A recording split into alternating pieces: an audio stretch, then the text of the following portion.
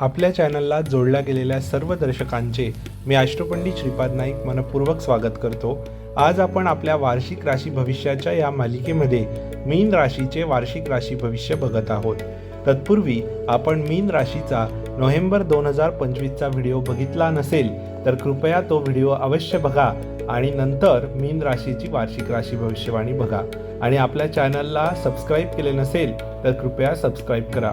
सुरू करूया मीन राशीची वार्षिक राशी भविष्यवाणी 2026। मीन राशीच्या जातकांच्या स्वभावांच्या दृष्टीने विचार केला असता निर्णय कुठेतरी भावनांवरती अवलंबून असतो। कोणत्याही प्रकारचे निर्णय हे त्यांच्या भावनांवर अवलंबून असतात, पण मीन राशीच्या लोकांना इंट्युशन पॉवर खूप चांगली असते। ज्या पद्धतीने ते विचार करतात आणि त्यांच्या इंट्युशन ह्या कधीही खऱ्या ठरतात हे तुम्ही पाहिलं असेल। मीन राशीच्या लोकांनी एखाद्याला आशीर्वाद दिला तर तो भरभरून आशीर्वाद प्राप्त होत असतो।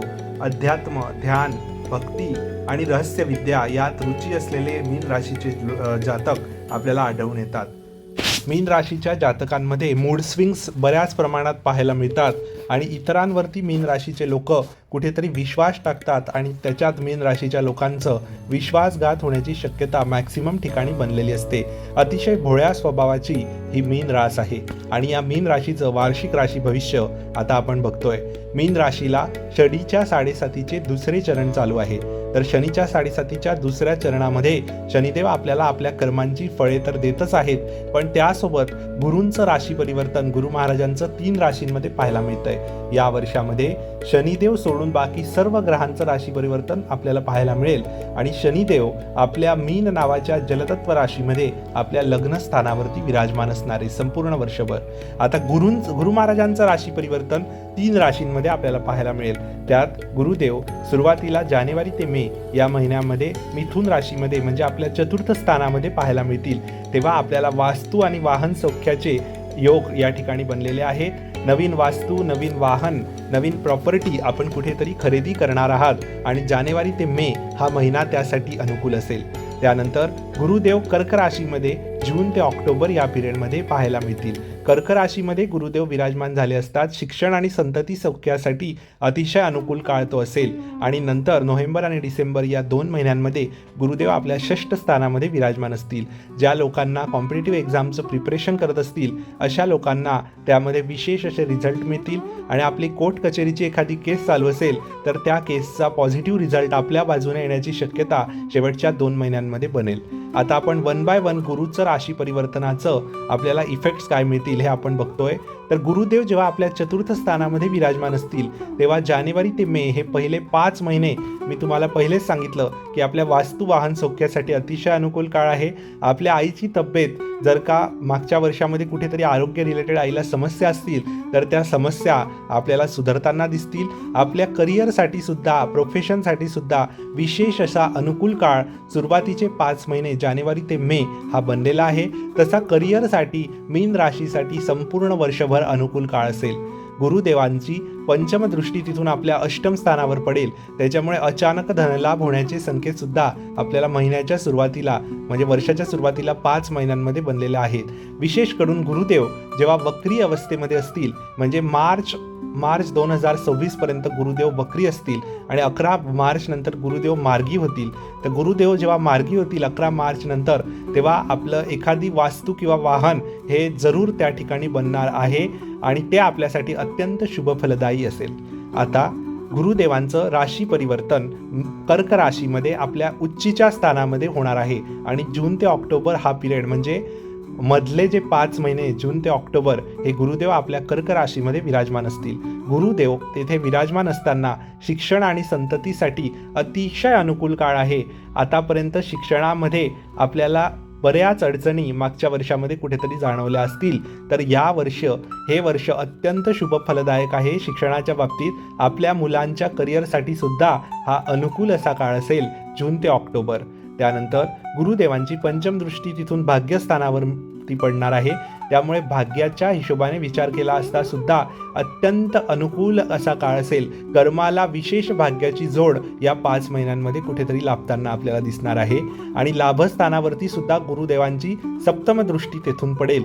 त्यामुळे जे तुम्ही विचार कराल ते तडीस न्याल असा योग्य काळ हे 5 महिने बनलेला आहे आणि गुरुदेवांची लग्न स्थानावरती सुद्धा तिथून नवम दृष्टी पडणार आहे. त्यामुळे आपल्या आरोग्यासाठी सुद्धा अतिशय अनुकूल काळ हा म्हणता येईल. कारण शनिदेवांवरती गुरुची नवम दृष्टी पडते आहे पंचम स्थानावरून. तर जून ते ऑक्टोबर या महिन्यासाठी आपलं आरोग्य अगदी ठणठणीत असेल. त्यामुळे आपली महत्त्वाची सर्व कामे आपण या जून ते ऑक्टोबर या काळामध्ये पार पाडावीत. ते आपल्यासाठी अत्यंत शुभफलदायक असतील. त्यानंतर गुरुदेवांचं राशी परिवर्तन सिंह राशीमध्ये पाहायला मिळेल. नोव्हेंबर आणि डिसेंबर हे शेवटचे 2 महिने गुरुदेवांचं सिंह राशीत राशी परिवर्तन झालं असता परदेश गमनासाठी अतिशय अनुकूल असा हा काळ असेल. त्यानंतर आपल्याला व्हिसा PR प्रॉब्लेम चालू असतील तर ते प्रॉब्लेम आपले सॉल्व्ह होताना दिसतील. दुसऱ्या शहरामध्ये जाऊन सुद्धा कुठेतरी आपण सेटल होणार आहात या वर्षामध्ये. तर सेटलमेंटचे अत्यंत असे चांगले योग या संपूर्ण वर्षभरामध्ये मीन राशीसाठी बनले आहे. कुठेतरी एखाद्या ठिकाणी आपण सेटलमेंट या वर्षामध्ये घेणार आहात याबद्दल काडी मात्र शंका नाही.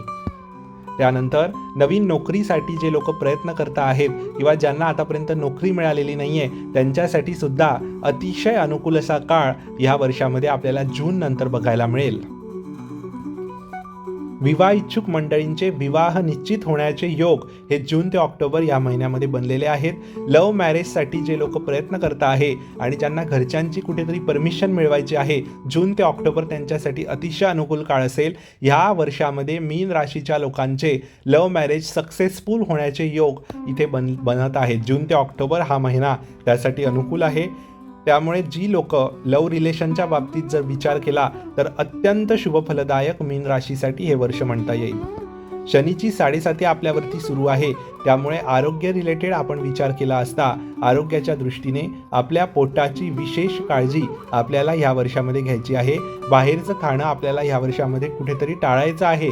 कारण पोटाच्या आतड्यांची समस्या आपल्याला या ठिकाणी जाणवू शकते. तर त्या रिलेटेड आपण विशेष काळजी या वर्षामध्ये घेण्याचा सल्ला आपणास देण्यात येत आहे. त्यानंतर आपल्याला दातांच्या आणि डोळ्यांच्या सुद्धा समस्या या वर्षाच्या 6 महिन्यानंतर कुठेतरी जून नंतर पाहायला मिळतील. त्यामुळे त्यासाठी सुद्धा आपण विशेष काळजी घ्यावी. त्यानंतर भाग्याच्या हिशोबाने विचार केला असता भाग्याची अतिशय उत्तम अशी साथ जून नंतर आपल्याला लाभणार आहे. त्यामुळे मीन राशीसाठी शनीच्या 7.5चे दुसरे चरण देखील चालू देखील असले तरी सुद्धा कुठेतरी अनुकूल असा काळ मीन राशीसाठी बनतो आहे. विवाह सौख्याच्या हिशोबाने विचार केला असता ज्यांचे विवाह झालेले आहेत अशा लोकांना आपल्या पार्टनरच्या आरोग्याची विशेष काळजी या वर्षामध्ये कुठेतरी घेण्याचा सल्ला आपणास देण्यात येत आहेत. कारण शनिदेवांची सप्तम दृष्टी आपल्या पार्टनरच्या हाऊसवरती आहे. व्यापारी वर्गाच्या दृष्टीने विचार केला असता अत्यंत शुभफलदायक वर्ष व्यापारी वर्गासाठी असेल. आपल्याला भागीदारीमधून विविध संधी मिळतील आणि भागीदार आपल्याला चांगले या वर्षामध्ये कुठेतरी मिळणार आहेत. त्यामुळे त्याचे चांगले संयोग या महिन्यामध्ये बनलेले आहेत. शनीच्या 7.5मध्ये हे वर्ष आपल्याला खूप काही शिकायला मिळवणार आहे. नवीन गोष्टी शिकवणार आहेत. नवीन नवीन अनुभव देणार आहेत. थोडंसं संघर्षमय जरी तुम्हाला वाटलं तरी सुद्धा नवीन काहीतरी तुम्हाला या वर्षामध्ये अवश्य शिकायला मिळेल. नवीन नवीन गोष्टी शिकून त्या गोष्टी तुम्ही कुठेतरी आपल्या विचारसरणीमध्ये आणणार आहात.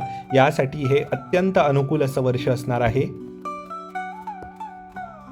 हे वर्ष सूर्याचं वर्ष असल्यामुळे 2026 या वर्षामध्ये भारताच्या कुंडलीचा विचार केला असता काही नैसर्गिक आणि कृत्रिम आपत्ती सुद्धा या वर्षामध्ये पाहायला मिळतील. त्या हिशोबाने आपल्यासाठी विचार केला असता आपल्याला या वर्षामध्ये विष्णू सहस्रनामाचा पाठ करण्याचा सल्ला देण्यात येत आहे आणि आदित्य हृदयम स्तोत्राचा सुद्धा आपण डेली पाठ करावा असा सल्ला आपणास देण्यात येत आहे. आणि सूर्योदयाच्या वेळेस सूर्याचा प्रकाश पूर्वेकडून आपल्या घरामध्ये कसा येईल याची आपण विशेष काळजी सूर्योदयाच्या वेळी घ्यायची आहे. त्याचे अत्यंत सकारात्मक परिणाम आपल्याला पाहायला मिळतील. मीन राशीची ही एकटीच अशी रास या वर्षामध्ये पाहायला मिळेल की मीन राशीला हे वर्ष अत्यंत स्लो जाताना दिसणार आहे. म्हणजे मीन राशीसाठी हे वर्ष हळूहळू पुढे जाताना दिसेल. जसं बाकीच्या राशींना हे वर्ष अत्यंत वेगाने पुढे जाताना दिसेल, कारण शनिदेव आपल्या लग्न स्थानावरती विराजमान आहे. नवीन नवीन धडे आपल्याला ह्या वर्षामध्ये शिकायला मिळतील आणि त्याच्यातून आपण एकदम प्रखर असं व्यक्तिमत्व आपलं तयार होणार आहे, याबद्दल काडी मात्र अशी शंका नाही. तर पुन्हा भेटूया पुढच्या डिसेंबर 2025च्या वार्षिक आपलं मासिक भविष्यामध्ये. पुढच्या व्हिडिओमध्ये आपण भेटूया. Thank you so much.